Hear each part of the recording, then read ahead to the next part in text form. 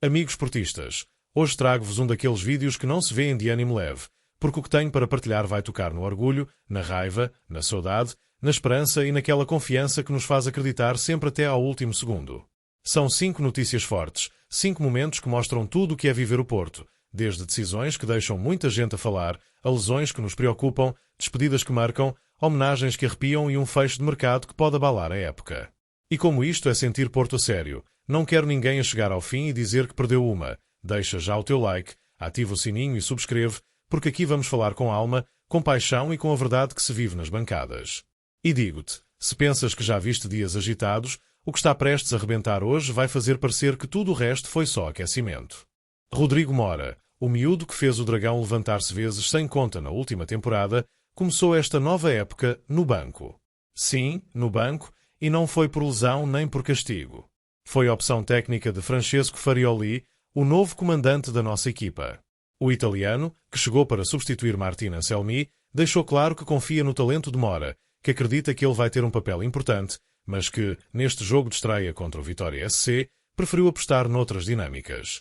Na conferência de imprensa, Farioli explicou: o Rodrigo foi muito importante no passado e será também nesta época. Mas como treinador, tenho de tomar decisões. É um jogador talentoso, mas hoje as mudanças levaram-me a seguir outro caminho. A época é longa e ele vai ter muitas oportunidades. Palavras que soam tranquilizadoras, mas que não deixam de levantar perguntas. É que, portistas, na era Anselmi, Mora era praticamente intocável no 11. Era aquele jogador que, mesmo jovem, carregava a camisola como um veterano, que aparecia nos momentos decisivos e que tinha liberdade para inventar em campo. Agora, com Farioli, parece claro que a prioridade no meio-campo ofensivo é Gabri Veiga, e isso já tinha ficado no ar durante a pré-época. E aqui entra o que todos sentimos: orgulho no que Mora representa, mas também ansiedade em perceber como vai ser a sua utilização. Com apenas 18 anos, ele já mostrou ser capaz de mudar jogos. 11 golos e 4 assistências na última época dizem tudo. Deixá-lo de fora do 11 num jogo em casa, com o estádio cheio, pode ser apenas gestão, ou pode ser o sinal de que o papel dele vai ser diferente. Por outro lado, é impossível não pensar no mercado. Com um talento assim, com contrato até 2030 e cláusula de 70 milhões de euros, sabemos que há sempre quem esteja atento. E se o espaço no 11 começar a encolher, os rumores de saída podem ganhar força, algo que nenhum de nós quer ver acontecer. Mas há um lado positivo que não podemos ignorar. Farioli é conhecido por rodar jogadores, por aproveitar o plantel todo e por adaptar as escolhas aos adversários. Se for esse o caso, Mora pode acabar por brilhar ainda mais, entrando fresco em jogos que pedem criatividade e velocidade. O que é certo é que, no jogo contra o Vitória, mesmo sem sair do banco, Mora foi chamado várias vezes pela bancada. É sinal de que os adeptos não esquecem quem lhes dá alegria e de que há uma expectativa enorme sobre o que ele ainda vai fazer esta época. Portistas, esta história está só a começar. Hoje foi uma ausência que nos deixou a pensar. Amanhã pode ser um regresso em grande estilo. E se há coisa que aprendemos com Mora é que, quando lhe dão espaço para jogar, ele transforma esse espaço em magia. E se esta primeira notícia já vos deixou divididos entre a compreensão e a preocupação, preparem-se, porque a próxima vem com aquele peso que ninguém gosta de sentir: ver um dos nossos cair no relvado e sair em maca. Primeira jornada da Liga 2025-26, Dragão cheio, Porto a mandar no jogo contra o Vitória de Guimarães.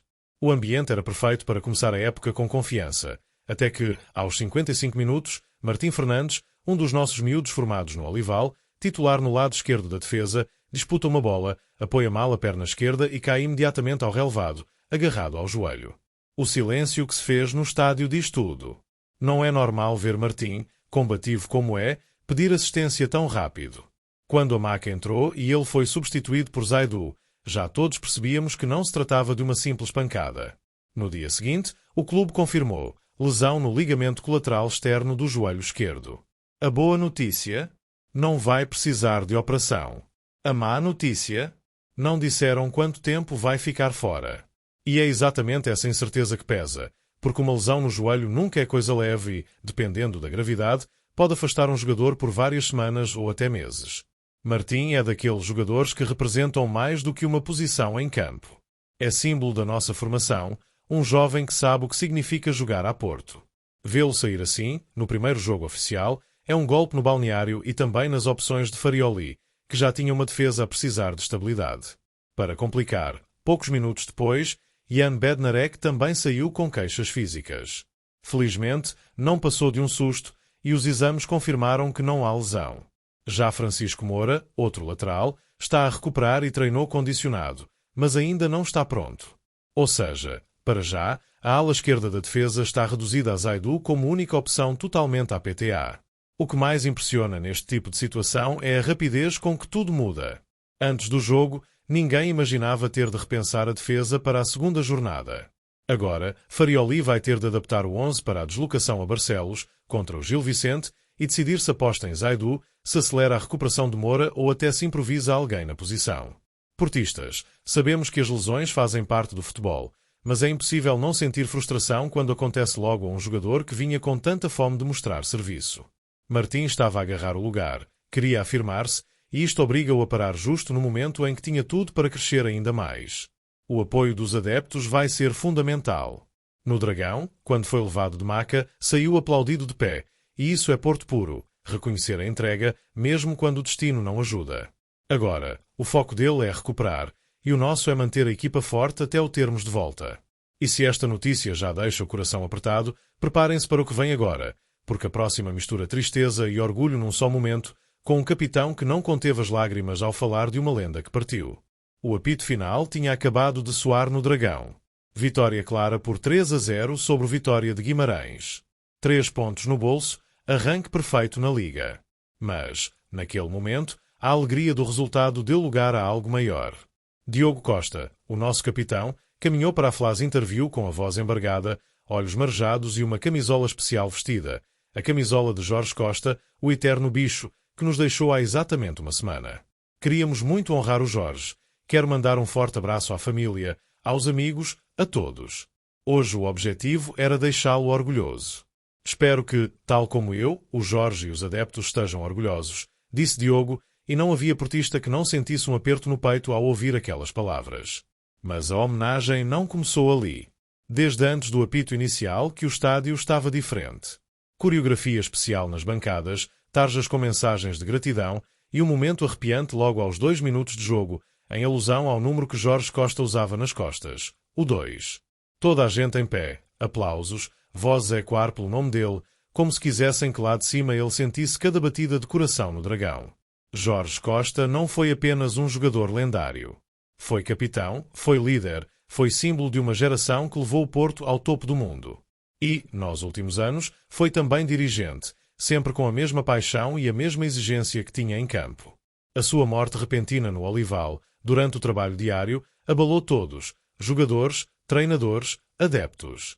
Ver o atual capitão, Diogo Costa, prestar-lhe esta homenagem tão sentida é mais uma prova de que no Porto a história não se apaga. Aqui, quem deixa marca fica para sempre. E aquele momento, em que a voz de Diogo tremia mas as palavras saíam firmes, foi como se todos nós, através dele, estivéssemos a falar para o Jorge. No relevado, cada golo da vitória teve um sabor diferente. Não era apenas o início da Liga, era a primeira vez que o Porto jogava sem o Jorge entre nós. E os jogadores sabiam disso. O esforço extra, a concentração, a garra em cada disputa, tudo tinha um propósito maior. Portistas, este é o lado do futebol que nunca vai caber numa estatística. Não se trata de posse de bola, de remates ou de percentagens. Trata-se de identidade, de saber de onde vimos e quem nos ensinou a ser assim. Jorge Costa foi um desses mestres, e ver a equipa, a direção e os adeptos unidos para o homenagear foi um daqueles momentos que vamos guardar para sempre.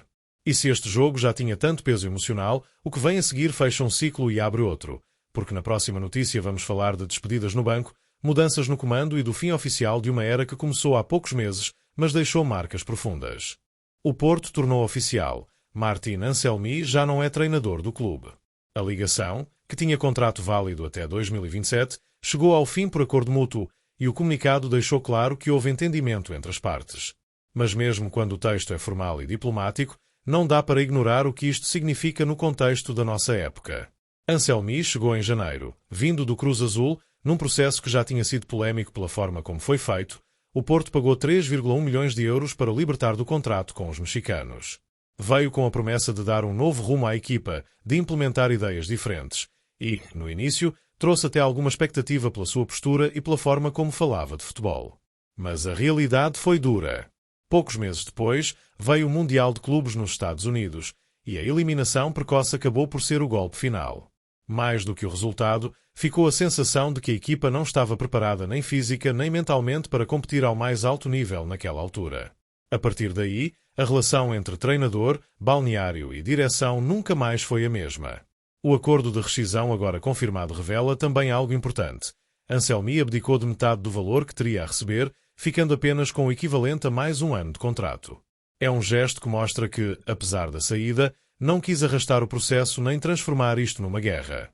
O pagamento será feito de forma faseada, e com isso encerra-se um capítulo que começou com promessas e terminou com frustração. E aqui, portistas, não podemos deixar de pensar no que ficou por fazer. Anselmi não teve sequer uma época completa, não teve pré-época inteira para trabalhar, e, ainda assim, já não está cá. É o reflexo de um futebol moderno impaciente, mas também de um Porto que não pode perder tempo quando sente que algo não está a resultar. A substituição por Francesco Farioli já está em andamento e foi rápida, porque não havia margem para deixar a equipa sem rumo neste arranque de época. Mas esta mudança deixa marcas. Há jogadores que vieram com a confiança de Anselmi e que agora precisam de conquistar espaço com um novo treinador, há ideias que estavam a ser trabalhadas e que vão ser trocadas por outras, e há, inevitavelmente, a sensação de instabilidade. Ainda assim, a história do Porto ensina-nos que, muitas vezes, estes momentos de ruptura são também pontos de viragem. Trocas de comando no meio da época já deram frutos antes, e se Farioli conseguir entrar com impacto e resultados, esta saída pode ser rapidamente esquecida. O que fica, por agora, é o registro de mais uma mudança de treinador no nosso banco, a segunda em menos de um ano, e a certeza de que, no Porto, o objetivo é sempre o mesmo: ganhar. Quem não consegue acompanhar essa exigência acaba por sair mais cedo do que esperava. E portistas, se mudar de treinador já é, por si só, um choque que abala todo o balneário. Imaginem quando, no meio desta nova fase, começam também a sair jogadores que já conhecemos bem, que fizeram parte das últimas épocas e que, de repente, preparam-se para fazer as malas e seguir outro caminho. Pois é, e o próximo nome dessa lista é alguém que muitos de vocês não estavam à espera de ver partir já. Portistas, a última notícia de hoje vem com aquele sabor agridoce, porque é sempre estranho ver partir um jogador que, mesmo sem ser sempre titular, fez parte de momentos importantes, vestiu a nossa camisola com profissionalismo e agora está a um passo de começar uma nova aventura longe do Dragão. André Franco, médio que chegou ao Porto na época 2022-2023 depois de se destacar no Estoril, tem tudo acertado para ser emprestado ao Chicago Fire, da MLS. O acordo está fechado. Os norte-americanos vão pagar a totalidade dos salários e ficam ainda com uma opção de compra entre 1 e 1,5 milhões de euros. A única coisa que falta? O visto de trabalho. Assim que estiver emitido, Franco faz as malas e cruza o Atlântico para iniciar uma temporada que, para ele, será de tudo ou nada. Aos 27 anos, esta pode ser a oportunidade de relançar a carreira e de experimentar um futebol diferente, numa liga que está a crescer e que tem recebido cada vez mais nomes sonantes. No Porto, Franco acumulou 71 jogos, 5 golos e 4 assistências. Não foi sempre titular, mas sempre que chamado, mostrou entrega e qualidade técnica, especialmente na forma como se posicionava entre linhas e dava fluidez ao jogo. Ainda assim, a concorrência feroz no nosso meio-campo e as opções táticas de treinadores diferentes acabaram por limitar o seu espaço. Para nós, adeptos, fica aquela mistura de sentimentos. Por um lado, sabemos que este é um movimento lógico. Dá-lhe minutos, dá-lhe um papel de destaque e liberta espaço no plantel para outras opções. Por outro, é inevitável pensar que, talvez noutro contexto, Franco pudesse ter mostrado ainda mais com a nossa camisola.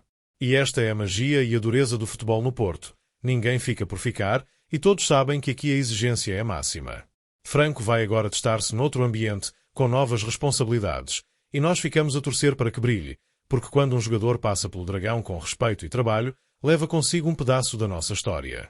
Portistas, assim fechamos este vídeo, com saídas, com lesões, com homenagens, com mudanças e com decisões que mostram que o nosso Porto está sempre em movimento. E agora é a nossa vez de continuar a empurrar a equipa, porque esta época ainda vai ter muitas voltas e, como sempre, quem sente nunca desiste e quem acredita volta mais forte.